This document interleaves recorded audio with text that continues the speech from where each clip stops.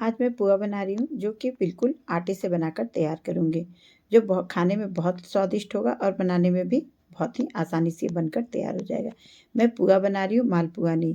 पोहा और मालपुआ में अंतर होता है। मालपुए में को हम ऊपर से चाशनी डालते हैं, पर पोहे को हम एक बार में ही चीनी वगैरह सारा कुछ डालकर डायरेक्ट बनाकर तैयार कर लेते हैं। इसलिए पोहा बनाना बहुत ही आसान होता है। तो इसके लिए मैंने एक कटोरी में सारे सामान को निकाल कर एक नाप बना लिया और तैयार करके रख ली हूँ। तो चलिए पोहा को बनाना शुरू करते हैं। तो इसके लिए मैंने एक पहले मिक्सी का जार लिया, उसमें 1 कटोरी चीनी ले लिया और इसमें 4 से 5 हरी इलायची और 1/4 कटोरी इसमें हमने सूजी लिया और 2 कटोरी गेहूं का आटा लिया है।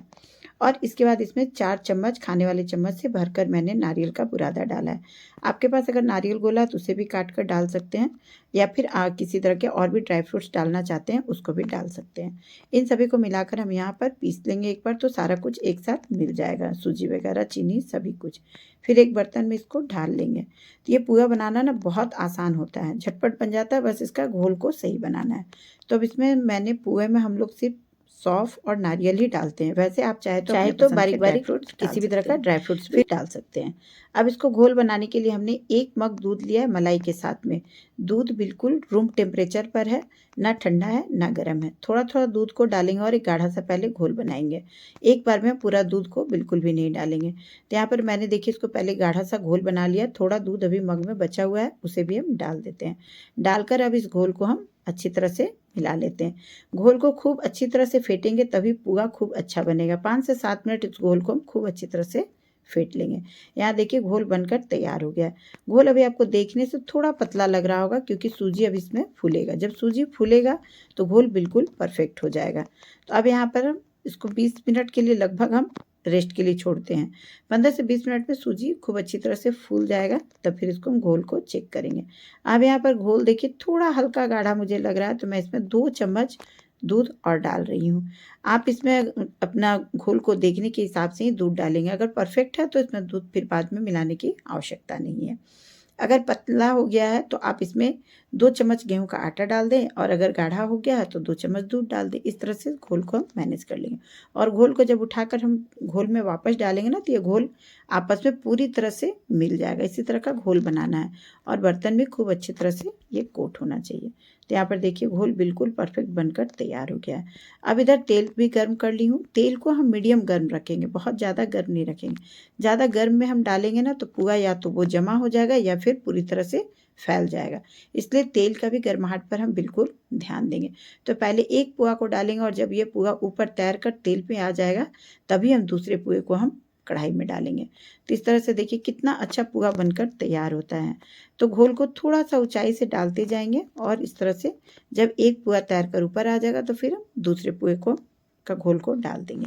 तो चौड़े बर्तन लेंगे ना तो हम एक बार में 3 से 4 पोहा को बनाकर तैयार कर सकते हैं। तो यहाँ पर देखिए कितना अच्छा पोहा बनकर तैयार हो रहा है। किसी भी तरह का कोई परेशानी, घोल अगर बिल्कुल परफेक्ट बनेगा तो पोहा बहुत ही अच्छा बनकर तैयार होता है। तो यहाँ देखिए पोहा का कलर भी कितना अच्छा है और कितना क्रिस्पी और सॉफ्ट, भी किनारे से क्रिस्पी और बीच से सॉफ्ट है। अगर पोहा आपको बिल्कुल सॉफ्ट चाहिए तो फिर हम सिर्फ गेहूं का आटे का इस्तेमाल करेंगे, इसमें सूजी हम नहीं डालेंगे।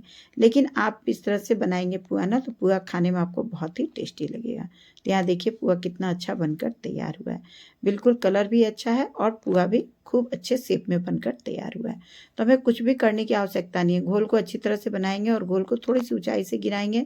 एक पोहा जब तैर कर ऊपर आ जाएगा तो दूसरी बार घोल को डालेंगे। फिर वो तैर कर ऊपर आ जाएगा और जगह रहेगा तो हम तीसरी डालेंगे, चौथी डालेंगे। एक बार में मतलब आपके बर्तन में जितने पोहे आ जाएंगे उतना घोल हम डालकर पोहे को बना लेंगे।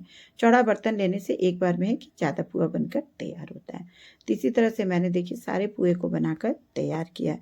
और जब तक वो पूरा घोल पोहा मतलब जब ऊपर तैर कर तेल भी नहीं आएगा तब तक हम दूसरा पोहा भी नहीं डालेंगे। इस चीज़ को भी हम ध्यान में रखेंगे। और जब भी ये पोहा बनाएंगे हम पूरे मीडियम फ्लेम पर बनाएंगे तो पोहा बहुत ही अच्छा बनकर अंदर तक सिक कर तैयार होता है। तो इसी तरह से झारे पे निकाल लेंगे और दूसरे झारे से इसको दबा देंगे जिससे कि इसका एक्स्ट्रा तेल बाहर आ जाएगा। तो यहाँ देखिए पोहा बनकर तैयार हो गया है। तो है ना पोहा बनाना कितना आसान घर पर, और घर पर कभी भी पोहा बनाया जा सकता है क्योंकि जितनी सामग्री से मैंने पोहा बनाया वो सारा कुछ घर पर लगभग हमेशा अवेलेबल होता है। इसलिए किसी भी टाइम में पोहा बनाकर खाया जा सकता है। तो यहाँ पर देखिए मेरे सारे पुए बनाकर इसी तरह से तैयार कर लिया है। 2 कटोरी आटा, 1/4 सूजी, 1 कटोरी चीनी, 1 मग दूध से ये लगभग 22 से 23 पुआ बनकर तैयार हो गया। और पुआ देखिए कितना सॉफ्ट बनकर तैयार हुआ है। ये देखने से ही आपको पता चल रहा है और तोड़ने से। तो इसी तरह से पुआ बनाना बहुत आसान है। तो साइड के जो जो थोड़े से डार्क कलर लग रहे हैं ना, वो खूब अच्छे क्रिस्पी बनते हैं सूजी डालने से। पुआ आप भी एक बार इस तरह से पुआ बनाकर ज़रूर ट्राई करिएगा। तो यहाँ पर सारे पुए को इसी तरह से मैंने बनाकर रेडी कर लिया। और इसको खाने के लिए आज हम लोग बनाए हैं आलू, सोयाबीन और चने की सब्ज़ी। तो मेरे घर जब भी इस तरह का चटपटा सब्ज़ी बनता है, आलू चने की सब्ज़ी, आलू सोयाबड़ी की सब्ज़ी, आलू दम, छोला, इस तरह का बनाएंगे ना, तो हमारे घर में फरमाइश होता है पुआ बनाने का या फिर पूड़ी खाने का। तो आज मैंने इस सब्ज़ी के साथ में पुआ बनाकर तैयार किया है, जो लोगों को बहुत पसंद आया मेरे घर में। बहुत ही अच्छे से लोग इसको डिनर में एंजॉय किया।